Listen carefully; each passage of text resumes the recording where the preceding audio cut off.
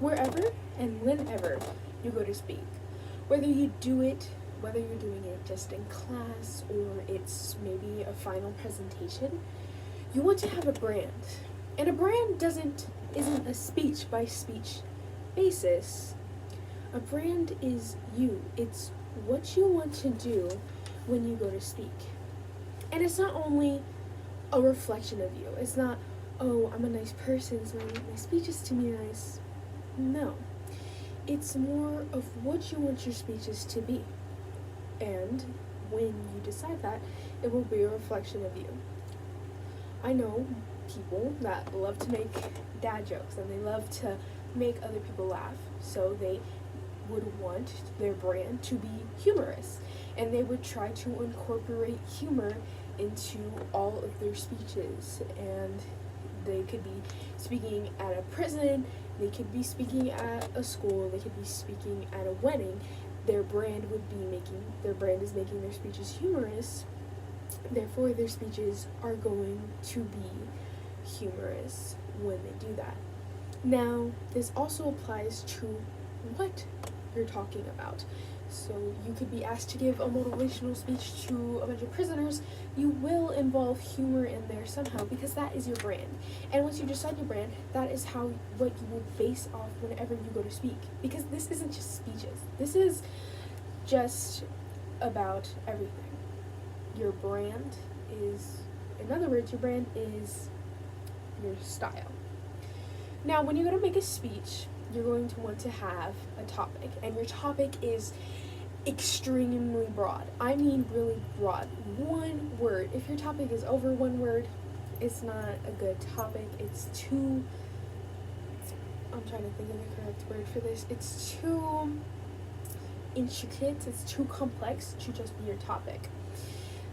For example, your topic could be beads. Beads is your topic. And beads are a small thing. They can be used to make bracelets. It's very general. I could give a lot of examples of what beads are used for and whatnot. Now, the harder part is making your message. Okay, your topic is beads. You're going to be talking about beads, but now you will have to come up with a message to go with these beads. Now, a message is more meaningful. It's more impactful. It's the theme of your speech. The message. And the thing is, it's just like your topic. You can't go deep into this. It can't be intricate. It has to be something you could shout at someone walking by. Say you were the one running and you wanted to talk to someone else. You say it was an important thing. Let's not even talk about it speech-wise. Say you were running by someone and you had to yell something important. You wouldn't take your time and put as much words. Oh my gosh, okay, now listen to me. Look, okay, you ready? So you're going to say there's a killer down there with a gun and he's chasing after me. No, you're going to say run, guy with a gun. You're not even gonna be specific. Short words, it has to be short. Say you're talking about a bead. Beads are tiny. Better example of putting meaning to this bead. Beads are pieces of puzzles. It may not make sense, but that is what your speech will be about. Your message is how beads are a small thing to a bigger thing. Make it shorter. I believe that one was a bad example. Let's think, okay, beads. What could we make a message about beads? Beads are like life. Beads are like stories.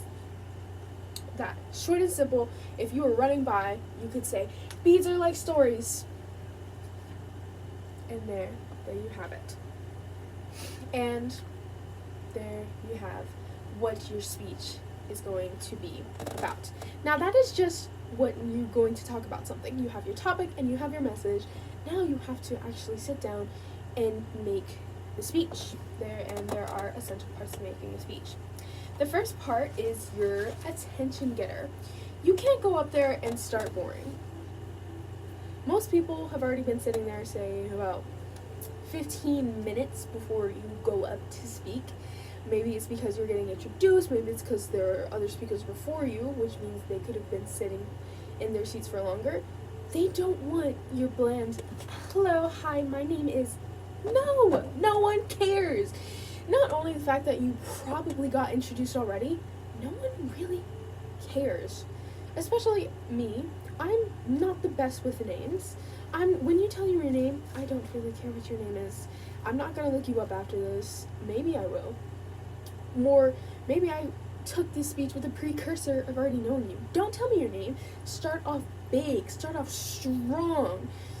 You can start with a question and not just, how y'all doing? No, your question has to get them thinking. It could be a rhetorical question or it could be a yes or no question, but the question has to get the gears churning. It can't just be a very boring, so did y'all know? Or what time is it? Like, that isn't even funny. Asking what time it is. So if your brain's humorous, don't start your speeches with, what time is it? No? You can make a bold statement that really gets people going. Cats are better than dogs. What? Like that will get that emotion surging and flowing through the crowd. You can start with a story that would get them engaged, or you can do a statistic. After that, you are going to engage the audience. If your audience is not engaged, they're not going to have any takeaway from the speech, so you can do this by making them do something, but you have to be careful because it has to apply to the speech. Say you're talking about bees and you're like, all right, everyone, I want you to throw your keys up into the air. That doesn't even make sense. Okay, I threw my keys up into the air. Where are my keys? Like, that is not what you're going for. And because your speech has to stack. It has to grow off of your topic. Your topic is the seed, and I prefer growing into a beautiful tree that is your speech or your stacking. Your topic is the base, it's the supports, and then your speech is just stacking on top, and it makes your ultimate speech, whatever you're building. Make your audience do work is another thing that I believe is my personal favorite because it makes sure they're listening. Another way is adding a visual. You can have slides behind you, but you have to be careful with that because it can take attention away from you. I say, don't even have words on your slides because they're gonna read the words faster than you can speak. So just have pictures and then explain the picture. That could be visual. You could bring something in. You also have to make sure that it's a good visual. Say I bring a push pin. All right, push pin. No one can see this push pin. And don't tell them to pass it around because someone's not going to pass it or they're going to take too long with their hand. Like, it's not, you have to be careful with your visuals. Next thing is adding value. What do you want people to take away from your speech? What is your message about? That is your value, and you have to make sure that they understand that when you're talking about your speech. The last thing is you have to have a deeper meaning. The best way to do this, connecting it to life, because everyone is living a life.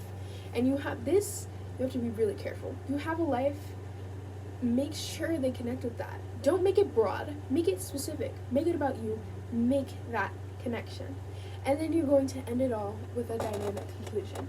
Now it has to be dynamic, nothing else. You can't start off strong and then end, all right, thank you so much, bye-bye. No, make it dynamic. And this is similar to your attention getter. End with the statistic, end with the bold statement, end with the story. Make it dynamic. And don't start with to conclude. No, you're not 5 years old reading an essay. Make it dynamic.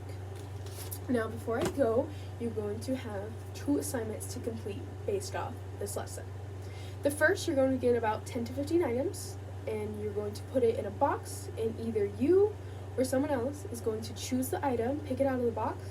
That is your topic. You're going to make a 2 to 3 minute speech about this topic with a message, an attention getter, and all that stuff, ending with a dynamic conclusion about whatever you picked out of the box. And the items you pick have to be unorthodox.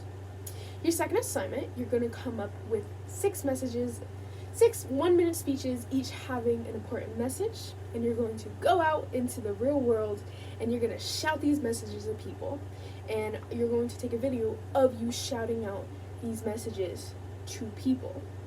And then once you do that, you're going to write about what happened after. Did you continue speaking about your speech? Did they stop? And you can go anywhere, as long as you're going out and you're saying, water is life, or drink more water. If that's the meaning of your speech, that is where you're going to be yelling. All right, you can do this.